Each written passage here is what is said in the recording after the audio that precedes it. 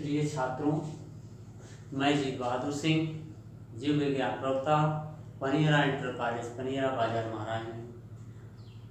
प्रिय बच्चों, इस कोरोना वायरस के संक्रमण को देखते हुए हम लोग आपको YouTube के माध्यम से कुछ पठन पाठन की सामग्री प्रदान कर रहे हैं, जिससे आपका अध्ययन निरंतर बना रहे और इस हमारे YouTube चैनल के माध्यम से आप प्रत्येक विषय के वीडियो का अध्ययन करें और फिर जो है चैनल को लाइक भी करें, वीडियो को लाइक करें। प्रिय बच्चों, आज के इस वीडियो में हम आपको कक्षा 12 के जीव विज्ञान विषय के वंशागति का आणविक आधार नामक लेसन्स के सेकेंड भाग का अध्ययन करवाने जा रहे हैं। प्रिय बच्चों, इस वीडियो के पहले मैं आपको वंशागति का आणविक आधार, इस वंशागति के आणविक आधार के फर्स्ट पार्ट में हम आपको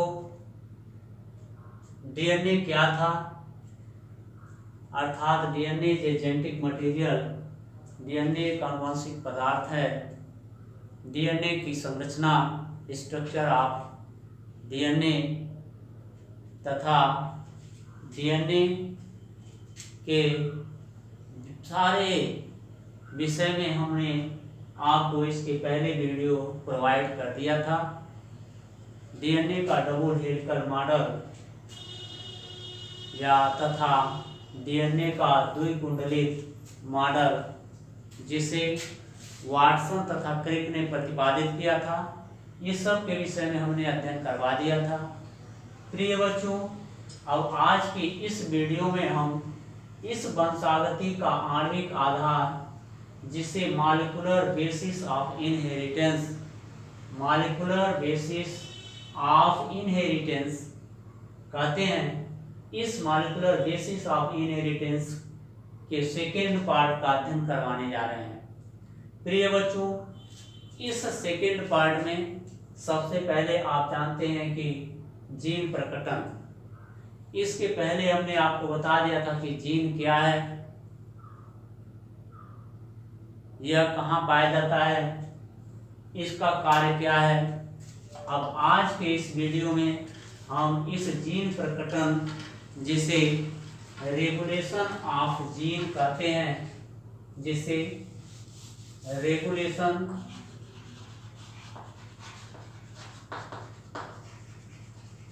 ऑफ जीन कहते हैं, ये क्या है। जैसे आप जानते हैं कि जीवधारियों के शरीर की उपापचयी क्रियाएं एंजाइम द्वारा नियंत्रित होती हैं। एंजाइम का संश्लेषण विशिष्ट जीन्स द्वारा होता है। विशिष्ट एंजाइम के संश्लेषण के लिए प्रेरित करने वाले जीन्स को जीन प्रकटन कहते हैं। प्रिय बच्चों, आप जानते हैं कि एंजाइम क्या है।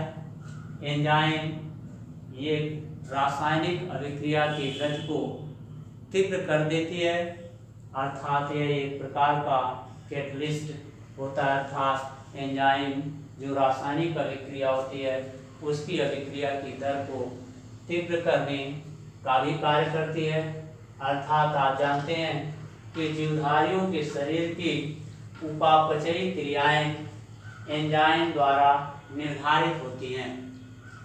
एंजाइम का संश्लेषण एक विशिष्ट जीन्स द्वारा होता है और ये विशिष्ट जीन विशिष्ट एंजाइम के संश्लेषण के लिए प्रेरित करते हैं और जो विशिष्ट एंजाइम के संश्लेषण के लिए प्रेरित करने वाले जीन को ही जीन प्रकटन कहते हैं। अर्थात ये जीन प्रकटन जो होता है वह जीवधारियों के शरीर की उपापचयी क्रियाओं के नियमित एवं नियंत्रित करने के लिए एक सिस्टम का कार्य करता है। प्रिय बच्चों, ये जो डीएनए ये जो जीवधारियों में जीन प्रकटन है, यह शरीर की उपापचयी क्रियाएं एंजाइम द्वारा नियंत्रित होती हैं और एंजाइम का संश्लेषण विशिष्ट जीन्स के द्वारा होता है और विशिष्ट एंजाइम के संश्लेषण के लिए प्रेरित करने वाले जीन को जीन प्रकटन अर्थात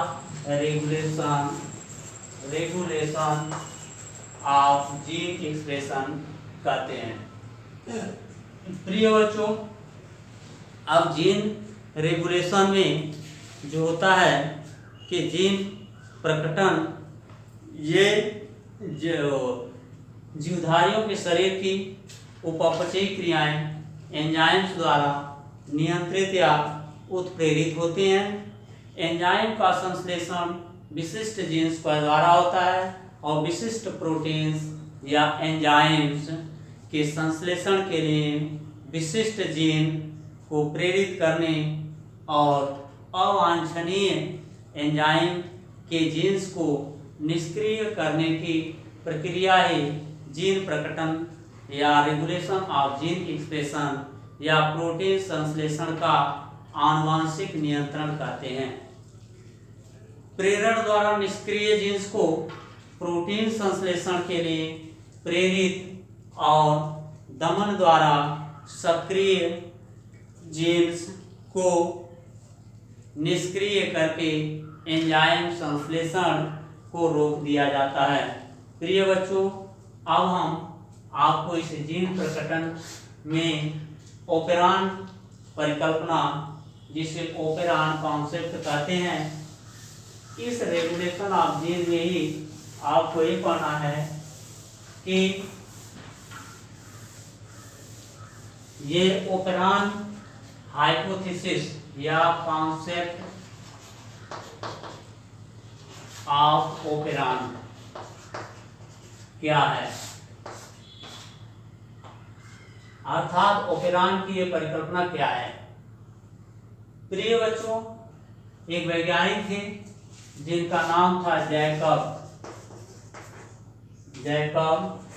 एंड मोनोड, जैकब और मोनोड। ये जैकब और मोनोड ने अधिकांश जीन की क्रिया का नियमन अनुलेखन स्तर पर या प्रेरण या दमन के स्तर पर करते हैं। जैकब और मोनोड ने ई कोलाई, ये बैक्टीरिया का नाम है जिसे कहते हैं इस्चेरिचिया कोलाई, जिसका पूरा नाम होता है इस्चेरिचिया कोलाई। ये इस्चेरिचिया कोलाई एक बैक्टीरिया है और जो एक जैकब एवं मोनोड ने ई कोलाई बैक्टीरिया में लैक्टोज के अपघटन का अध्ययन किया था और एक ऑपेरान अग्रलिखित निम्न जीन का बना होता है, अर्थात जैकब और मोनोड के अनुसार अधिकांश जीन की क्रिया का नियमन अनुलेखन स्तर पर होता है। प्रिय बच्चों, ये जैकब और मोनोड के अनुसार जो ऑपेरान की परिकल्पना है वह विभिन्न प्रकार के जीन से मिलकर के एक ऑपेरान का निर्माण होता है, अर्थात कई जीन मिलकर के ऑपेरान कॉन्सेप्ट या ऑपेरान की परिकल्पना को प्रतिपादित करते हैं। प्रिय बच्चों, ये जैकब और मोनोड के अनुसार अधिकांश जीन की क्रिया का नियमन अनुलेखन स्तर पर होता है, अर्थात ये ऑपेरान जो हैं वह regulator gene plus promoter gene plus operator gene plus structural gene, अर्थात जिन्हें आरजे, जिसे regulator gene, R means regulator gene plus promoter gene promoter gene plus operator gene plus संरचनात्मक जीन, जिन्हें स्ट्रक्चरल जीन भी कहते हैं, उनसे मिलकर के बना होता है। अर्थात जब हम ये देखते हैं कि operon is equal to regulator gene plus promoter gene plus operator gene plus संरचनात्मक जीन, अर्थात कभी कभी क्वेश्चन पूछ देता है कि जीन एक्सप्रेशन किसे कहते हैं, ओपेरान की परिकल्पना को समझाइए, या कभी कभी क्वेश्चन पूछ देता है ओपेरान मॉडल को समझाइए, या ये पूछ देता है कि ओपेरान मॉडल किन किन जीनों से मिलकर के बना होता है। प्रिय बच्चों, जैसा कि आपके सामने यहाँ स्पष्ट दिखाई दे रहा है कि जैसे ओपेरान की परिकल्पना पूछता है तो आपको सीधे सीधे आंसर देना है कि ओपेरान की परिकल्पना जैकब और मोनार्ड के अनुसार अधिकांश जीन की क्रिया का नियमन अनुलेखन स्तर पर होता है, जिससे हम ओपेरान की परिकल्पना करते हैं। और इन ओपेरान की परिकल्पना में ओपेरान जो होता है वह कई प्रकार के जीन से मिलकर के बना होता है, और कई प्रकार के जीन जिसे regulator gene, promoter gene, operator gene तथा संरचनात्मक जीन, जिन्हें स्ट्रक्चरल जीन कहते हैं, इन जीनों से मिलकर के बने हुए इस जो है सिस्टम को ओपेरान कहते हैं, और इनकी परिकल्पना को ओपेरान परिकल्पना कहते हैं। प्रिय बच्चों, ये जो फिगर आपको दिखाई दे रहा है, ये फिगर लैक ओपेरान का बना हुआ है। इस लैक ओपेरान में जो है फर्स्ट पार्ट रेगुलेटर जीन होता है, और इस रेगुलेटर जीन के बाद प्रमोटर जीन आ जाता है, और इस प्रमोटर जीन के बाद ऑपरेटर जीन आता है, और इस ऑपरेटर जीन में के बाद जितने यहाँ से यहाँ तक पार्ट दिखाई दे रहे हैं ये स्ट्रक्चरल जीन है, संरचनात्मक जीन है। और ये स्ट्रक्चरल जीन में 3 पार्ट होते हैं जो ये डीएनए के बने होते हैं, और 3 पार्ट में जिन्हें हम कहते हैं फर्स्ट पार्ट को सिस्ट्रॉन ए, सेकेंड पार्ट को सिस्ट्रॉन वाई तथा थर्ड पार्ट को सिस्ट्रॉन जेड कहते हैं। प्रिय बच्चों, ये रहा आपका ओपेरान परिकल्पना। इस ओपेरान की परिकल्पना में जो है जो संरचनात्मक जीन होते हैं, स्ट्रक्चरल जीन होते हैं, वो हमने आपको बता दिया कि ये डीएनए के उन खंडों के बने होते हैं जिनमें सिस्ट्रॉन ए, सिस्ट्रॉन वाई तथा सिस्ट्रॉन जेड पाए जाते हैं। सिस्ट्रॉन ए उस स्ट्रक्चरल जीन का अंतिम छोर होता है, सिस्ट्रॉन वाई उस स्ट्रक्चरल जीन जिसे संरचनात्मक जीन कहते हैं उसका मध्यस्थ पार्ट होता है, जिन्हें सिस्ट्रॉन वाई कहते हैं, और स्ट्रक्चरल जीन का थर्ड पार्ट सिस्ट्रॉन जेड कहलाता है। प्रिय बच्चों, जो इस कंट्रोल जीन यहाँ से लेकर के आपको ये पार्ट, ये सब कंट्रोल जीन कहलाते हैं।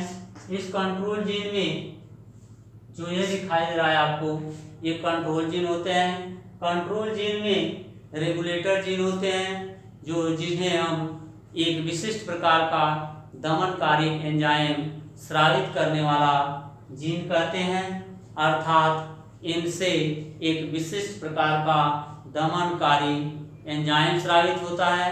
इसके जीन में एक ऐसे प्रोटीन का संदेश कोडित होता है जो ऑपरेटर जीन से बंधकर उसकी सक्रियता का बंधन करता है, अर्थात दमन करता है। प्रिय बच्चों, दूसरा पार्ट होता है इस कंट्रोल साइड का दूसरा पार्ट होता है पीजी, जिसे कहते हैं हम प्रमोटर जीन, जिसे कहते हैं प्रमोटर जीन। इस कंट्रोल साइड अर्थात यहां से आप देखेंगे कि जैसे ये लैकोपरान का डीएनए है, यहां से लेकर के ये पार्ट इतना स्ट्रक्चरल जीन कहलाता है। इस स्ट्रक्चरल जीन में 3 पार्ट होते हैं। फर्स्ट पार्ट हम आपको सिस्ट्रॉन ए बताए, सिस्ट्रॉन ए। सेकेंड पार्ट को हमने सिस्ट्रॉन वाई बताया और थर्ड पार्ट को सिस्ट्रॉन जेड बताया। तो ये बच्चों, ये ऑपरेंड कॉन्सेप्ट का सबसे लास्ट पार्ट जिसे हम स्ट्रक्चरल जीन या संरचनात्मक जीन कहते हैं वो है। अब इस ऑपरेटर, इस ऑपरेंड का ये फर्स्ट पार्ट जो होता है, ये चीजें कंट्रोल साइट कहते हैं, कंट्रोल साइट कहते हैं। इस कंट्रोल साइट का पहला पार्ट रेगुलेटर जीन होता है।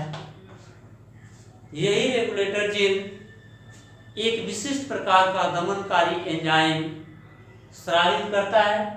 ये इसके जीन में एक ऐसे प्रोटीन का संदेश कोडित होता है जो ऑपरेटर जीन से बंधा होता है, अर्थात ऑपरेटर जीन ये है।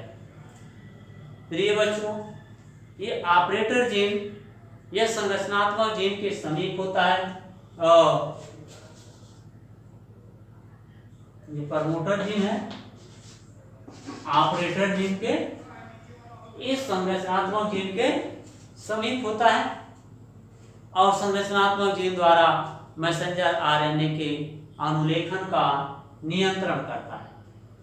प्रिय बच्चों, ये थर्ड जीन्स, ये जो पीजी जिसे प्रमोटर जीन कहते हैं, ये इस ऑपरेटर और रेगुलेटर जीन से बंधा होता है।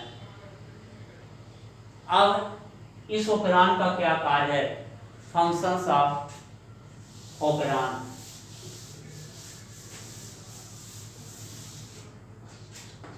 ऑपरेंड के कार्य अर्थात फंक्शन ऑफ ऑपरेंड। प्रिय बच्चों,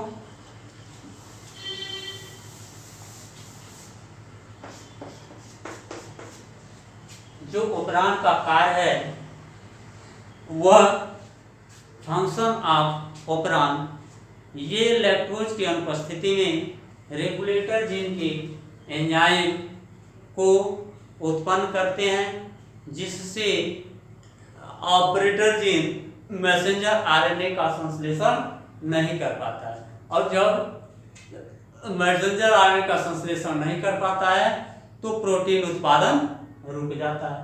पहला कार्य है कि ये ऑपरेंड का यह प्रोटीन संश्लेषण का कार्य रोक देता है, यानी कि पहला प्रोटीन संश्लेषण के कार्य को रोक देता है, रोक देता है। दूसरा पॉइंट है कि लैक्टोज की उपस्थिति में या माध्यम में लैक्टोज प्रेरक की उपस्थिति में रेगुलेटर में उत्पन्न एक जीन से दमनकारी से बाधित हो जाता है, जिसके फलस्वरूप ऑपरेटर स्वतंत्र रहते हैं। ऑपरेंड के कार्य में कि ये एंजाइम का संश्लेषण नहीं कर पाता है और जिससे इसके कार्य को बाधा उत्पन्न हो जाती है।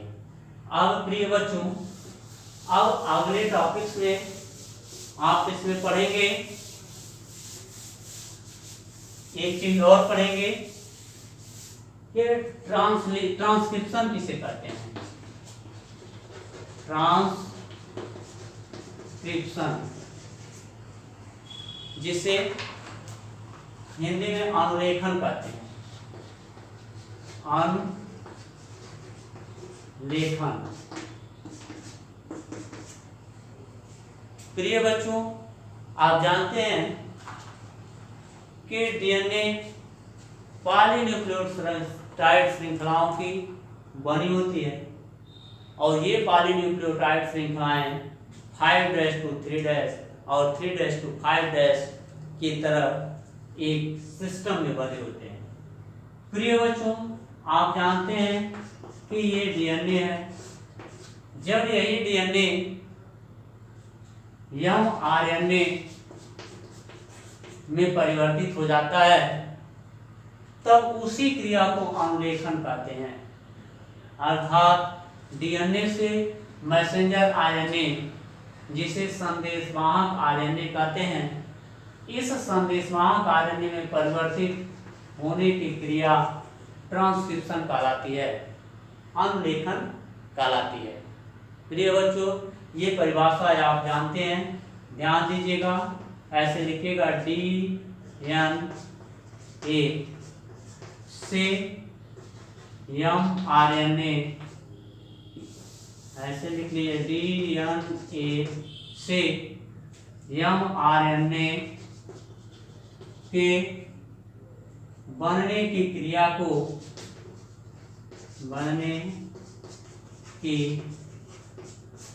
क्रिया को ट्रांसक्रिप्शन, अनुलेखन कहते हैं। ठीक, अर्थात जब डीएनए से मैसेंजर आरएनए का निर्माण होता है, अर्थात डीएनए में mRNA मैसेंजर आरएनए में परिवर्तित हो जाता है, तब इसी क्रिया को अनुलेखन कहते हैं।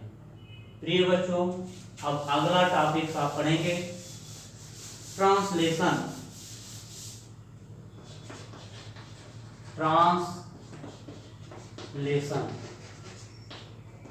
जिसे कहते हैं अनुवादन।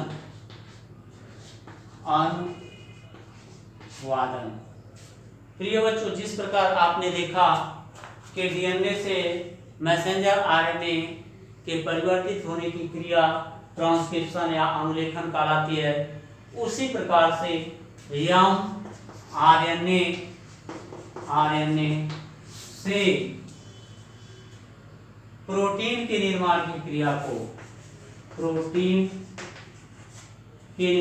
क्रिया को अनुवादन कहते हैं, ट्रांसलेशन कहते हैं। ये एक नंबर के क्वेश्चन पूछ देता है कि अनुवादन किसे कहते हैं या अनुलेखन किसे कहते हैं। तो ये बच्चों, जब मैसेंजर आरएनए से प्रोटीन का निर्माण होता है तब इस क्रिया को ट्रांसलेशन कहते हैं। अगला टॉपिक होता है रिवर्स ट्रांसक्रिप्शन। रिवर्स ट्रांसक्रिप्शन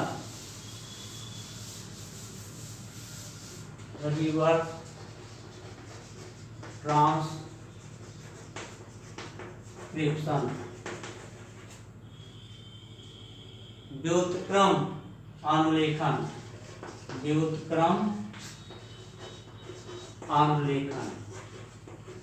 प्रिय बच्चों, जब डीएनए से